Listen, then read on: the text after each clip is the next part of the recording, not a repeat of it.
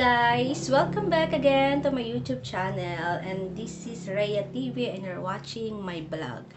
So for today's vlog, kaya mo to kinili kasi alam kong interesado ka na malaman kung paano mag-apply ng SSS Unemployment Benefit. Actually, wala ako ngayon trabaho kaya nahanap ko to. Kung napapanood yung mga previous vlogs ko, yung mga previous uploads ko, nasabi ko doon na natanggal nga ako sa trabaho. Ako yung isa sa suwing palad na napasamang matanggal. So, nagkatanggalan kasi sa company namin, guys.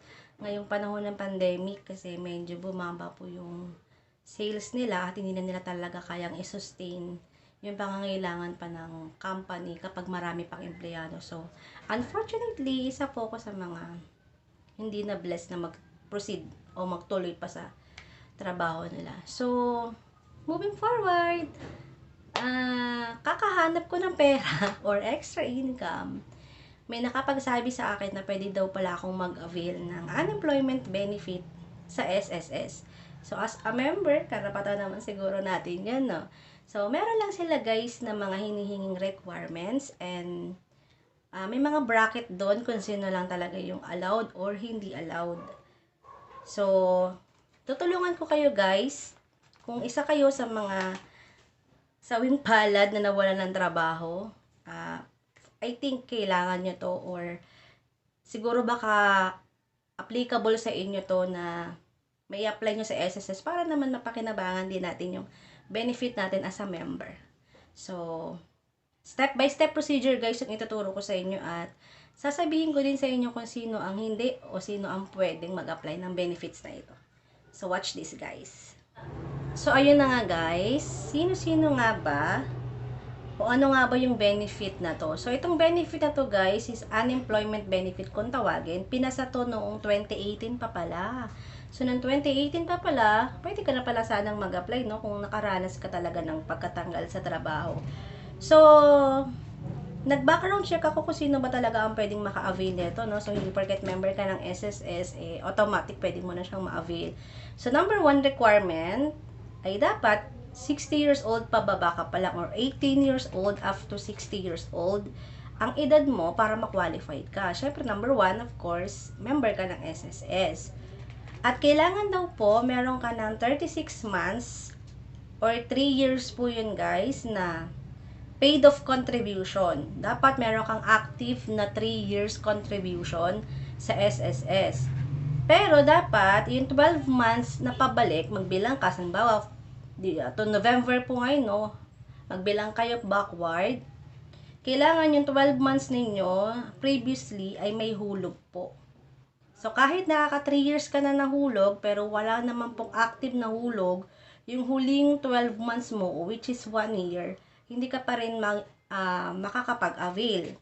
Kasi 'di ba po guys, yung 3 years o yung 36 months, pwede mo siyang pwede mo talaga kasi yung ma-earn pero accumulated. Pwedeng hindi tuloy-tuloy, maaaring nakuha mo yung 3 years na yon staggered.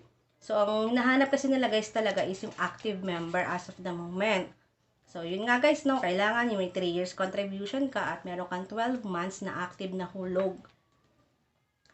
And then, dapat daw guys, wala kang na-avail na previous unemployment benefit sa loob ng nakalipas na 3 taon. So, sa mga, maybe may mga naka-avail na siguro, no, hanggat wala pang 3 years dun sa date ng application mo, hindi ka pa rin pala allowed. So, yun nga, dapat, ang tinatanggap lang din po nila na makakapag-avail nito ay yung mga rason kaya ka natanggal. Number 1 is yung economic downturn. Yun nga, yung pagkalugi ng ekonomiya. Number 1 example na ngayon guys, yung nangyayari ngayon sa atin, di ba? During the pandemic, napakaraming nawalan ng trabaho kasi nga po, nalugi yung mga pinapasukan nilang company. Kasi nga po, nalugi din yung ekonomiya dahil nga walang customer na pumapasok sa kanila. At isa ako dun sa naka-experience. So, kung nagsara ang company nyo guys, no choice yung company nyo kundi tanggalin kayo or as in totally shutdown. So, wala na kayong trabaho. Pwede kayo mag-apply, guys. Second, guys, is yung sa mga OFW to, guys, ha, tsaka sa mga seaman, applicable din po tong benefit na to. Kahit nasa ibang bansa kayo guys, pwede nyo i-apply ito. Basta using online, pwede guys. So, kung OFW ka guys na minaltrato, kaya ka napauwi, pwede mo yung i-apply sa SSS as unemployment benefit. Pwede mo sabihin sa SSS na kaya ka umuwi dahil minamaltrato ka ng amo mo. So, kung isa kang kasambahay, minaltrato ka, or isa kang factory worker, pinag-initan ka, o shutdown din yung company nyo doon sa ibang bansa, pwede din yun guys. Actually, ni-screening naman yun ni SS eh. As seaman, parang ang example yata sa akin ng kaibigan ko dito, pag seaman kayong may contract kayo, tas biglaan kayong pinababa, no? Kasi wala ng biyahe, or basta may supporting documents kayo guys coming from the employer nyo na hindi nyo ginustong matanggal. Yun. Na wala kayong choice kundi tanggalin kayo or pauwiin kayo o mawalan kayo ng trabaho nang hindi nyo inaasahan. Basta hindi kayo tinanggal dahil may ginawa kayong masama, yun, pwede yun. Okay guys, ang pinaka first step natin, kailangan pumunta tayo sa pinaka portal ng SSS at magla-login tayo sa ating SSS online account. So make sure nasa tamang portal ka, ganito yung screen mo. Ito yung unang-unang magpa-pop up guys, no, yung I'm not a robot na recaptcha. Lalagyan lang natin siya ng check. Then submit. Tapos pupunta na tayo sa member.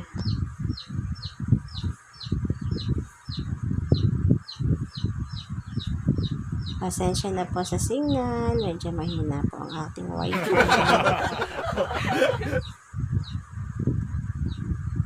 Ayan. So, dito tayo sa member login, no? Kailangan natin ipasok yung user ID and password nyo, guys. So, ako kasi, naka-manage na yung password ko. Naka-automatic na ako. So, after nyo ma-input yung user ID tsaka yung password nyo, click nyo uli yung I'm not a robot. Put a check lang.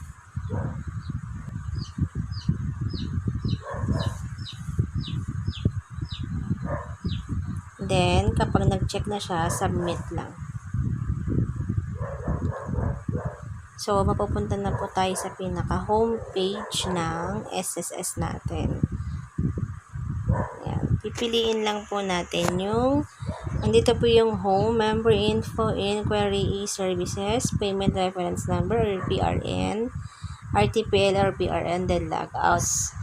Kung mapapansin nyo dyan, nakapaloob sa e-services ang benefit redisbursement module, disbursement account enrollment module, apply for salary loan. Dito rin po makikita, apply for calamity loan, apply for unemployment benefit tayo guys. Ayan. Click lang natin yan. So, ayan guys, pag-click nyo ng e-services, ito na po yung magpa-pop up, yung for apply for unemployment benefit claim. So, i-fill up lang natin to guys. Choose bank account details from /mobile number. So, ito po sa akin yung video ko. Yan po yung ginagamit ko dun sa payroll account ko. Pwede pa naman yan guys kasi hindi pa expired. So, kung may mga ATM kayo dyan, yun ang i-gamitin nyo dito guys na account number. Then, employment category as of date of separation. Covered employee po yung ilalagay ko. Ngayon kung seaman kayo, OFW, yan, land-based OFW, sea-based OFW. So, tayo mga normal employee po, covered employee po yung ilalagay natin. Date of separation guys, kung kailan kayo magla-last day o nag-last day. Ako po kasi ay November 16, 2020. Yan, November 16, 2020. So, make sure tama po yung pagkakalagay nyo ng date para walang magiging problema kapag sinubmit na natin. Yung reason of unemployment, ano po yung mga dahilan daw kaya nawalan kayo ng trabaho. So, ito lang po yung mga reason na tinatanggap nila guys. Yung arrow down. Closure or cessation of operation, yung mga nasarado po. Nagkasakit. May crime na nagawa sa'yo, yung employer mo. pagkalugi ng kumpanya, pagkabawas ng trabahador, nalugi ang ekonomiya. Yun, pipili lang kayo dun guys kung sa ano sa tingin nyo yung nangyari sa inyo. Kaya kayo natanggal sa trabaho. Yung akin kasi guys is retrenchment. Nagbawas po ng tao. So, employer name, pangalan po ng kumpanya nyo. Kung mapapansin nyo, maraming selection dito ng companies. Pero lahat po ito ay mga napasukan ko ng company guys. So, ang pipiliin natin dyan syempre kung saan tayo huling natanggal. Yung huling pinasukan natin. So, in my case, sa Brunos po ako. After that, magpo-proceed na po tayo. The following problem were found in trying to submit this form. Your separation date cannot be earlier than November 16, 2200 pa yung nalagay ko guys, lap trip. So, mali po tayo, kaya ayaw mag-go. So, after mapilapan lahat, November 16, 2020, proceed na tayo. Would you like to proceed with your application for unemployment benefits? So, yes.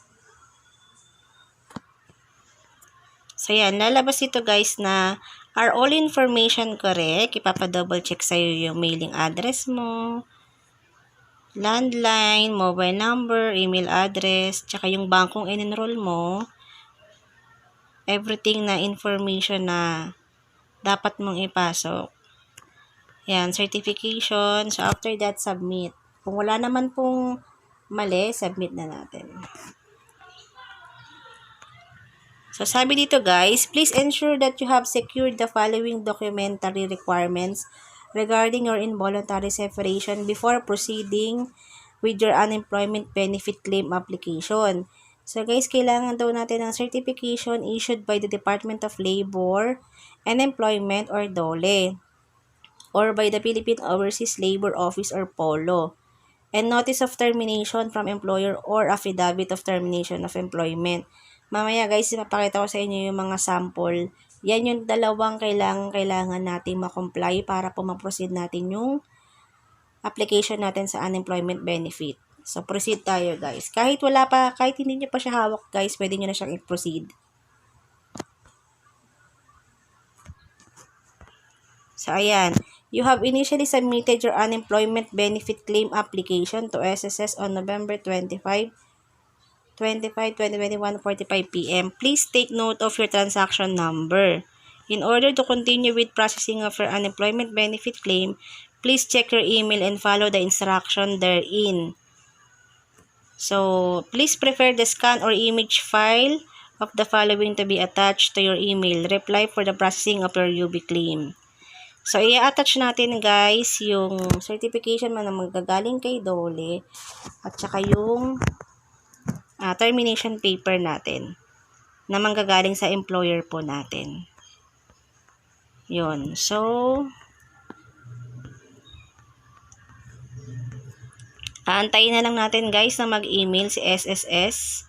Doon natin isi-send yung attachment kung meron na tayong dalawang certification na requirements nila guys. Mga guys, in a split of seconds, chinek ko na yung email address ko at nag-email ng SSS. Pumasok na po dito yung kanilang notice na to continue with the processing of your employment benefit claim, please reply to this email and attach the scan or image file of the following. So, yung certification nga po guys, tsaka yung termination paper, i-attach na po natin dito. Dito po tayo magre-reply. Thank you for using the SS website. Reply with your attachment. So, reply na tayo guys. So, ayan po. In-attach ko na yung dalawang requirements.